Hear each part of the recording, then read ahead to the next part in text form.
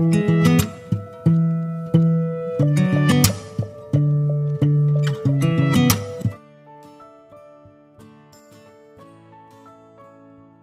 మన వీడియో గోత్రం అంటే ఏంటో అవి ఎలా ఏర్పడ్డాయి. ఎందుకంటే ముందే గోత్రం ఉంటే ఒకే గోత్రం పెళ్ళి ఎందుకు చేసుకోకూడదని వీడియో కూడా చేశాను, అందులో అయితే చూడండి.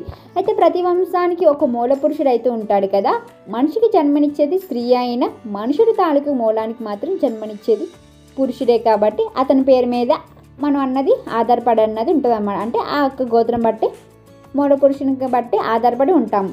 అయితే గోత్రం అనే పదంలో గో అంటే గోవు, త్రా అంటే రక్షించుట.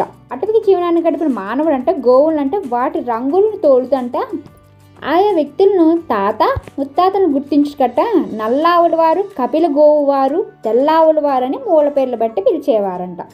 ఏ గురువు వద్ద ఇది విద్యను అభ్యసిస్తామో ఆ గురువు పేరు వశిష్ఠ, భరద్వాజ, కౌండిన్య గురువు పేరును పెట్టంట గొప్పగా చెప్పుకునేవారంట. అయితే ఆ యొక్క గురువు పేర్లే తన యొక్క గోత్రం కానీ కూడా చెప్పేసుకునేవారంట. అయితే కానీ గోత్రాలు అయితే మాత్రం ఆర్యులు అటవిక కాలంలోనే చాలా వరకు అయితే ఉన్నాయంట.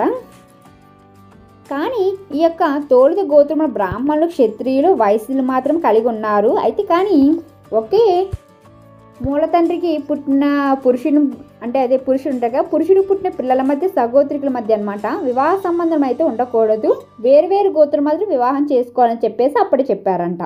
అయితే బ్రాహ్మణులు వేద విద్యను అభ్యసించి తమ నేర్చుకున్న వేదముని యజుర్వేదం, ఋగ్వేదం అని కూడా గోత్రాలతో ఏర్పరచుకునేవారండి. చాలా వరకు భూములు, వాహనాల పేర్లు, అలాగే చాలా ఎక్కువగా అదే ఏంటంటే బోయ క్షత్రియులు ఉంటారు కదా వాళ్ళ యొక్క జాతి పేర్లు కూడా ఈ యొక్క గోత్రంలో కూడా ఏర్పడ్డాయంట.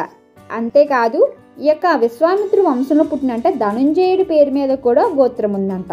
ఖడ్గ, శౌర్య, ఆశ్వ, అలాగే ఎనుమల, నల్లబోతులు పేర్ల మీద కూడా గోత్రాలు ఉన్నాయంట. ఇది గోత్రం అంటే ఎందుకు వచ్చింది అన్నది విషయం. సబ్స్క్రైబ్ చేసి షేర్ అండ్ లైక్ చేసి పక్కన గంట బెల్ కొట్టండి, అలా అయితే నా నోటిఫికేషన్లు మీకు వస్తుంటాయి.